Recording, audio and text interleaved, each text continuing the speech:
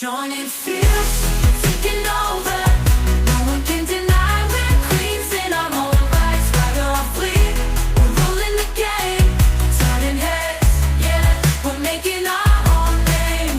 Living free, we're breaking the mold. Unapologetic, we're standing bold. Every picture we post, it's a story untold. We're inspiring souls, watch us unfold. Watch us unfold. Industries, who are the first, the only, and the one of few. I am the host, Samantha Kaye, and I'm excited to be here with you. This podcast is for women who feel alone, unseen, unsure of how to navigate their role in those spaces. You're not alone, sis. This is your space to learn, grow, and feel empowered to step into your full power without waiting for anyone's permission. Today, I have the pleasure of speaking with Tabatha Jones, a powerhouse leader in the telecom industry. Tabatha's journey is nothing short of inspiring. She is not just a leader, she's a strategist who helps countless women in engineering and IT understand their value and grow in their careers. Tabatha is here to share her strategies that helped her grow from staying in one role for 10 years to earning 4 promotions in 10 years. If you've ever felt stuck or unsure of how to advocate for yourself, this conversation is for you. Welcome, Tabatha. I'm excited to have you here on the podcast. Tell everyone about you. Well, first off, thank you so much for having me here, Samantha. I'm excited to talk to you, dive into this conversation, and hopefully share some really great strategies. Not hopefully, we definitely will. Share some really great strategies with your listeners. Currently, I am a career advancement coach who helps women just achieve that very next step on the career ladder. And, I like to say I help women get jobs, get better jobs, and make more money, because at the end of the day, we want to be happy. We want to be financially free and comfortable and confident. And there's just so many great ways that we can do that, especially as women in tech.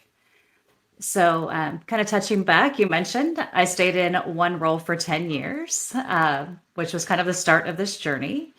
I had climbed the ladder a little bit in the telecom world and landed in information services, and I loved it. I loved having a different day every day, nothing. In any kind of technology, you plan your day and that's not how your day's going. Exactly. Right? I understand completely being in the structural maintenance, but we can plan this and something else happens and we're off and running.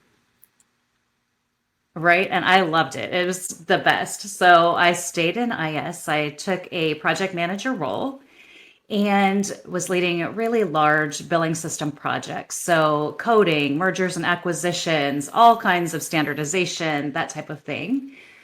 And I was learning and doing and achieving and taking on more and more responsibility. And at the 10-year mark, I still hadn't been promoted. I was leading large projects. I was leading 3 individual teams of people. I had gotten my degree. I had done everything I thought I needed to do to be perfect, yet I still hadn't been promoted. And then what happened is we went through a reorg. Again, tech world, right? It happens all the time. And I had to reapply for my job. I decided to look at all the postings and realized I was already pretty much doing the job ahead of me. So I applied for that, interviewed, and was offered the role with a 4% pay increase, where I said, no, thank you. And that's where I really started making those big shifts. And we can really dive into it because I believe your listeners are going to gather some great value from this part of the journey. But from that point on, over the next 10 years, I earned 4 promotions because I really shifted my strategy. Actually, I created a strategy that I wasn't using before. Awesome. Look, I know we're going to dive into it, and I'm excited about that. You mentioned on your team, you weren't on a team that was male dominated, but you worked closely with women who have faced those challenges. What unique struggles have you seen them encounter, and how have you helped them overcome those challenges? Absolutely. So I was in a little bit of a unique space where there were a lot of women on my team, a lot of women leaders. And, our IT counterpart, so I was IS Information Services, our information technology team was definitely more of that male dominated side of things. And a lot of women like to kind of go from IS into IT or potentially engineering. That are often overlooked as we as women, we like to work really hard. We want to prove ourselves. We want to show that we know our stuff. We want to stand out compared to, with our team members. We want to help our team members achieve. But we often forget to come up for air and show our faces and shine in meetings. Sometimes we'll shy away from speaking up because we feel like someone's going to be upset or offended or, ooh, what if I get it wrong?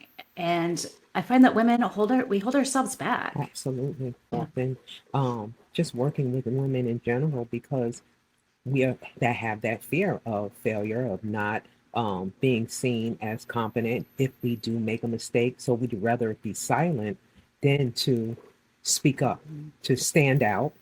And I think it falls back on traditionally women haven't held these roles, so they're so afraid of failing that the next woman won't get an opportunity also. Yeah. Yeah, absolutely. And we shy away. I love that I saw your recent workshop about mansplaining. We shy away when someone does that to us. We'll just get quiet, we'll shut down, we'll get really small. I've seen women physically kind of shrink in that situation because it's like, oh, well, maybe I don't know what I'm talking about. Well, we know darn well we know exactly what we're talking about. Yes, we absolutely So, do. We show up, like you said, we work hard.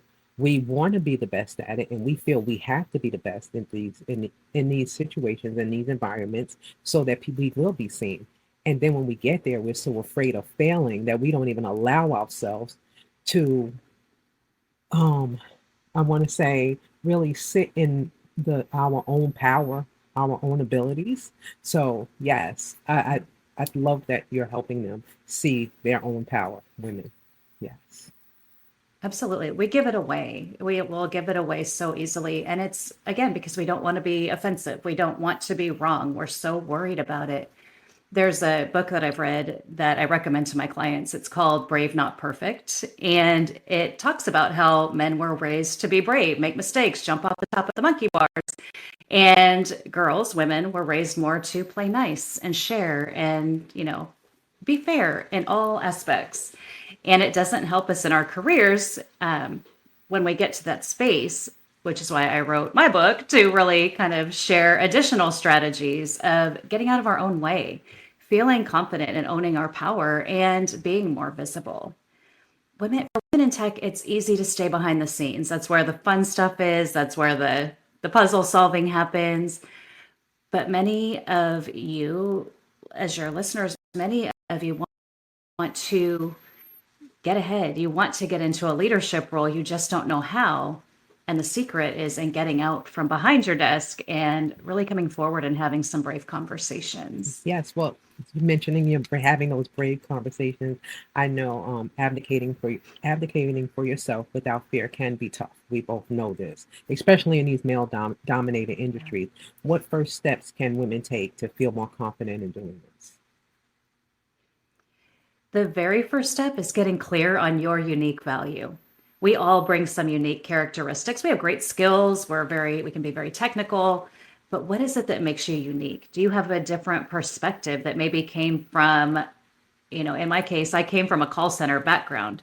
So my perspective was very different. I always thought about the customer, the frontline, and the field technicians in anything we did, and not everyone could do that.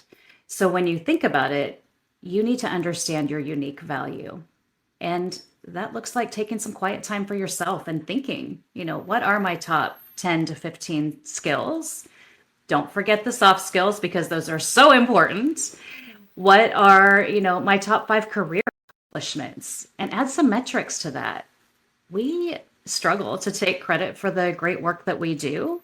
We give everyone else credit, but forget to take our own That is credit, so, yes, right? absolutely. It's so easy because honestly, I remember a time when I used to say, push people ahead of me, like show up, you could do it, and tell them, Mhm. working in these industries, it's really scary as a one woman or just a few. So I had a friend, I would tell him my ideas. I'd be like, and then he would say it out loud. And, oh, that's a great job, this, that, and the other. And I expected him to have my back. I expected him to show up for me and say, well, yes, Samantha and I was talking about it. He took all the credit, basically danced around in a little circle, Oh, all the things. So I think mm, being able to validate ourselves by, like you said, checking off those boxes. This is what I did. This is what I've accomplished. And always being able to refer back to that is the key. So, yes, I get it completely. yeah. Yeah. It's so critical. I help women when they're getting ready to apply. So the process, the resume process, and I'll often ask, tell me about your top 5 career accomplishments. It takes a lot of time. I do a lot of digging because I will hear everything that Joe has done, everything the team has done, everything that, everything except for what I have done. And taking it back to it's okay to share credit. We have to, right? We work as a team, we accomplish things as a team, but you need to understand what you did to drive that result. You need to understand how you stood out. What was your part in that accomplishment? That's another place where women we get a little bit hung up because we check the boxes and we do all the things, and we don't often take time to sit down and reflect. What was the impact? How did that impact the business? How did that impact my team? Did that make something easier for the customer? And then sit down and quantify it. So really, Samantha, taking that time to get your unique value down on paper and get really clear about it so that you can start having really great conversations and sharing that information with the people who need to know. That is awesome. I love that you're helping women do that. Um, it's so necessary. I don't think that we do it enough. And like you said, hence the name of my podcast. It ain't about them, it's about you. You're letting women know it's about you and it's okay to promote yourself. That is key to us changing and shifting the world around us. So yes, you mentioned that you have a book. In your book, Yeah. Promotion Ready in 3 months, you emphasize preparation. What key tips from the book would you want every woman in tech to know? So I'm going to give you a few, but I want to touch back on something. When you said it ain't about them, it's Yes. about you.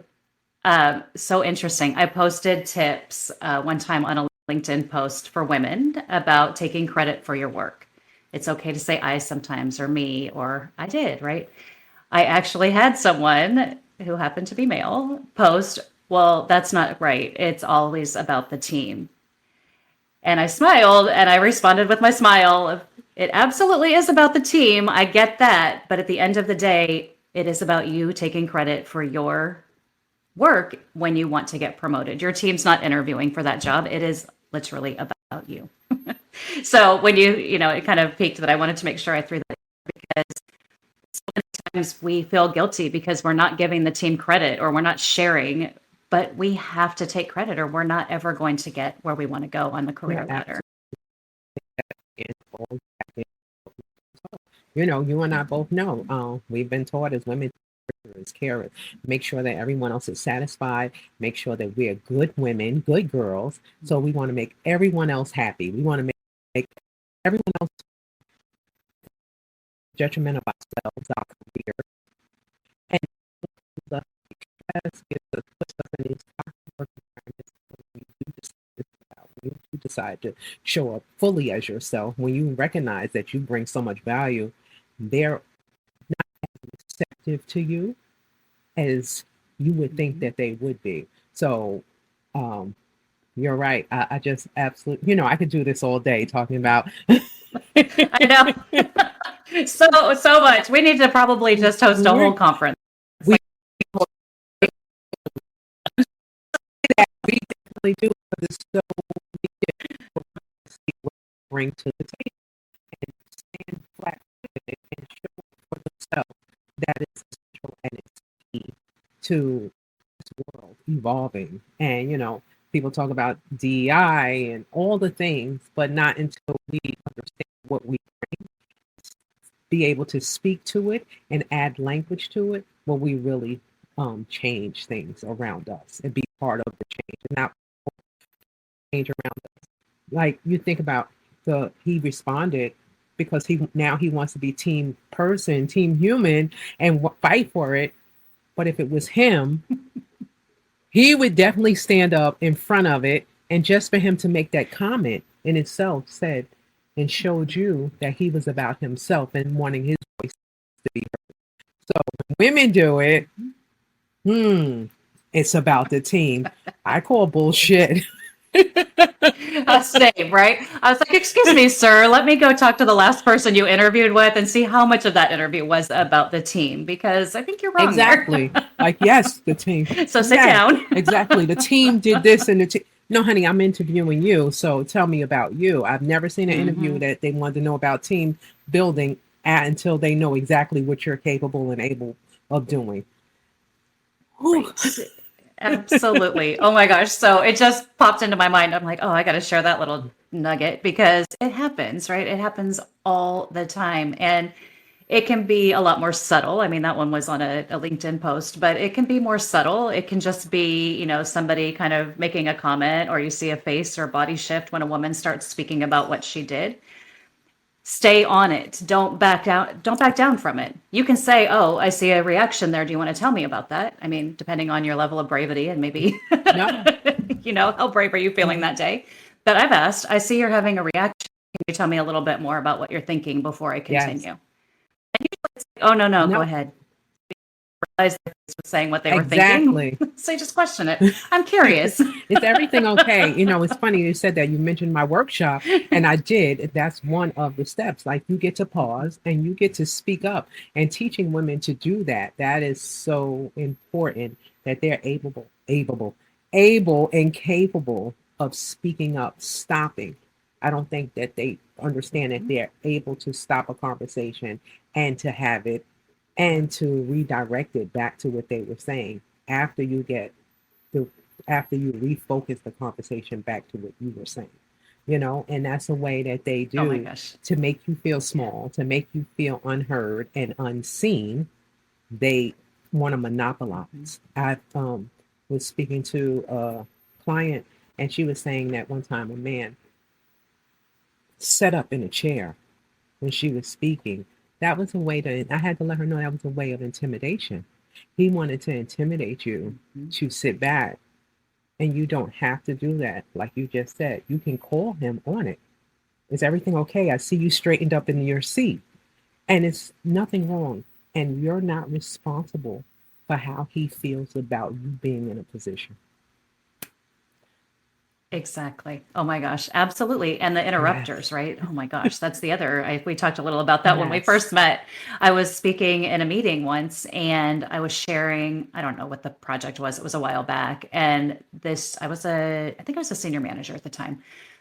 And as I'm speaking, this gentleman started his blah, blah, blah, complete interjection just right over it. And I did the, excuse me, David. Yes. A Exactly. little bit of Schitt's Creek. What's her name, right? I'm like, excuse me, David. And his name was David. I said, I'm going to continue my thought. And as soon as I'm done, you're more than welcome to weigh in because I'd love to hear your thoughts on it. So, And he didn't do it yes. again. He would have continued and taken over the meeting if I hadn't stopped it. So I'm sure you share this too, but practice with your friends, practice with your family, practice with other people who love to interrupt you. Just, excuse me, let me finish this thought and then we'll hand it back over to you. Exactly. Or when they make that body shift or that face shift, I see you're having a reaction. Do you want to tell me a little bit about what you're Yes, thinking? and that in itself stops them dead in their tracks and allows them to recognize Yep. that you see them and you understand what they're trying to do to you. So it Hmm. allows you to take control back. We're not going to continue to Absolutely. allow other people's position that they feel they hold over you to control you. You get to Yeah, show up fully as yourself and take control. So yeah. absolutely. Oh my gosh. I wish I had been able to attend your workshop. I will Yes. catch one Matter very of fact, I'm soon. going to do it live on LinkedIn. Um, this week coming up, I'm Okay. just going to do it live. So hopefully you and everyone else can uh, join in. I believe I'm going to do it Wednesday evening. To be exact. So, yes, I'm going to jump in here The post. out there to let you know. It's funny. So many people, so many women, Right. they definitely do encounter the mansplaining, and they're just not sure how to shift it or how to change it. So we want to take it and turn it around and allow women to know their voice is just as important as any other human. And go on and on. So Yes, yes, amazing. yes, I know. You did ask me yes, about the book and I totally yes. derailed on us, but I will absolutely share. So my book, it's right here, Promotion Ready in 3 Months. It is available on Amazon. I call it The Women's Guide to Career Advancement, and strategies that are everything from getting out of your own way. So getting out of your head. I share some tips and tools for just letting go of those negative thoughts. When we make one little mistake, we will let that mistake hold us in place, afraid to step forward, afraid to bring our voice back into the room, or maybe somebody was promoted instead of you. It doesn't kick you off the horse. That just makes you get on a different horse and keep riding it. So there's strategies for getting out of your own way, working on your mindset a bit. Under management strategy, which as women, we do everything for everyone every time. I teach you how to take time back on your calendar so you can focus on your own goals and make yourself a priority. And then covering the things we spoke about, getting to your unique value. I've got some exercises to help you get clarity, as well as how to go advocating for yourself. The job promotion opportunity becomes available, to start preparing. The reality is it takes a minimum of 3 months to start showing up as promotion ready. And by taking small actions every single day they're all included in this book, you'll be ready to not only start standing out as that promotion ready candidate, but you will also have your resume done. You'll be ready to interview because you'll have great examples of your work. So it's a really short but packed full of strategy type of book. Awesome. I love that. What's one piece of advice we would give a woman who's listening right now and feeling stuck in her current role? What practical, piece of advice would you give them? My piece is get very clear on your value and schedule one conversation with a leader in your organization who's outside of your immediate team. Get to know people. They need to know you, you need to know them. So in the corporate space, what happens a lot, I'm sure you've been in these rooms, is there are conversations of, oh, Kelly's leaving, oh, Joe's leaving, who's their backfill? You need to make sure your name is coming up in those conversations, which is why that unique value piece is so important, as well as starting to have conversations with other leaders in your room, your organization. Very good. Very. I love that. Love that being able to allow people to see you before they even know that you're going for a job allows you to stand out and stand up in front of them, and they can remember you. I think a lot of times we forget that just like we remember people, people remember us, and putting your best foot forward. Sometimes I think we as women, we over deliver. So of course you're going to be seen. To be honest, I do work with clients on over delivering, never feeling like it's enough. But in some instances, when you're Yeah. going for different positions, it allows you to be seen first and foremost and putting you in front of everyone else. So I love that completely. You're a big advocate for taking the driver's seat in your career. Can you share a moment when you truly felt in the driver's seat and what that meant to you? Absolutely. So, flashing back on my story where I stayed in the role for 10 years and I landed that next promotion. I had negotiated for a higher title and higher pay the next time around. So, we went through another reorganization just 10 months later. So, I took everything I had learned from that first reorg, which is mostly what's in the book, all of my strategy. I applied for a director level role. So I had gone from a project manager to a senior manager, was now applying for a director role 10 months later. And I didn't get a job interview initially. They were going from 7 director roles to 4, which meant a lot of people were reapplying for jobs. And as I started hearing that there were interviews being scheduled and other directors were talking, I decided, you know what? I'm going to reach the hiring manager. I'm not leaving this in anyone else's hands anymore. I'm taking this into my own hands. I'm getting into the driver's seat. And so I called the hiring manager and said, "Hey, I heard that, some people are interviewing. I applied and I haven't heard anything. Can you give me a status update?" And she said, "Absolutely." She said, "First of all, there's 7 directors. We're going to consolidate into 4 roles. So we're starting with interviewing all of the directors. Then from there, we will interview other people who already have director titles. So rest assured, you have a manager role on our team. We know what you've done. You've done some great things. We're so excited to have you joining the team." And I thanked her because that was so sweet. And I said, "Well, there's a couple of things you don't know, so I want to share them, if that's all right." And she said, "Of course." I shared with her my accomplishments from the past couple of years, which were fairly huge. I said I may have had a project manager title, but I was actually doing senior manager work. So this last promotion, though it was recent and my title is senior manager, I'm already doing director level work. I have been doing it without the title. So I have applied. I will either be moving up, I will be moving over to a different department to get knowledge, or I will be moving out of this company. So, driver's seat, could have driven off the cliff, but ended up getting on a flight to Denver 2 days later, where I interviewed with a panel of 7 vice presidents and clearly articulated my expertise and experience there, and I earned that promotion. You have to sometimes ask. You can't be told yes or no if you don't ask, but you have to drive it. If I had waited, I would have gotten a fabulous senior manager role on her team, but that's not what I wanted. So what you're telling me, Tabatha, is you made it about you. You made it all about you. Awesome Indeed. sauce. I love that. So Indeed. yes. So what's next for you? What do you hope to accomplish through your coaching? Goal in life right now is to for those big promotions and truly get behind the driver's seat of their career, whatever that looks like. Some people are very happy. They're like, "Tabatha, I don't want a promotion. I just want to be more confident when I come into a room." But most of the are just feeling like I've been stuck in this role. I'm training my manager because I was overlooked.